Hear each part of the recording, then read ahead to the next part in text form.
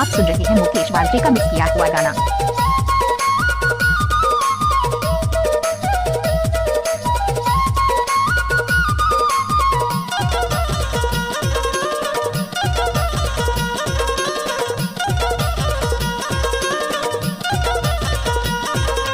शादी में मादी लगे हाय दुल्ही दुल्हा के पीछे परे हारे।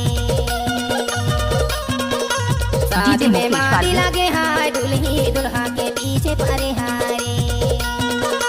शादी में मादी लगे हाय दुल्हा दुल्ही के पीछे परे हारे। शादी में मादी लगे हाय दुल्हा दुल्ही के पीछे परे हारे। पीछे परेगा यार पीछे परे हाय नाचने आए हैं लड़की तो स्वागत कौन करेगा, अड्डा में बैठे हैं लड़की तो मोहब्बत कौन पीछे करेगा। परेगा यार पीछे परे हाय दुल्ही दुल्हा के पीछे परे हारे। शादी में मादी लगे हाय दुल्ही दुल्हा के पीछे परे हारे। शादी में मादी लगे हाय दुल्ही दुल्हा के पीछे परे हारे। फुल है गुलाब का सुगंध लीजिए मिक्स किया है मुकेश वाल्टे ने, गाना का मजा लीजिए।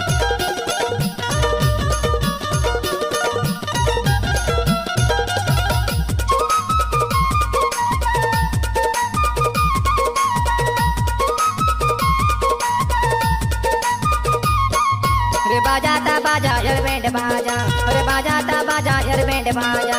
अरे माया वाले टूरी घरे में आजा हाय पीछे पड़े, अरे पीछे पड़े हाय दुल्ही दुल्हा के पीछे पड़े हाय रे। शादी में मादी लगे हाय दुल्ही दुल्हा आप सुन के रहे हैं पीछे मुकेश वाल्टे पड़े का मिक्स किया हुआ हाय। गाना। शादी में मादी लगे हाय दुल्ही दुल्हा के पीछे पड़े हाय रे।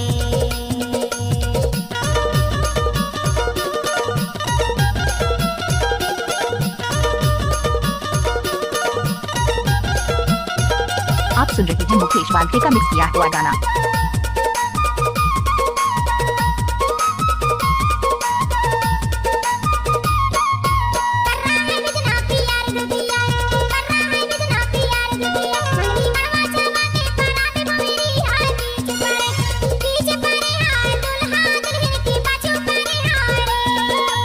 DJ Mukesh Walter. शादी में मादी लगे हाय दुल्हा दुल्ही के पीछे परे हारे।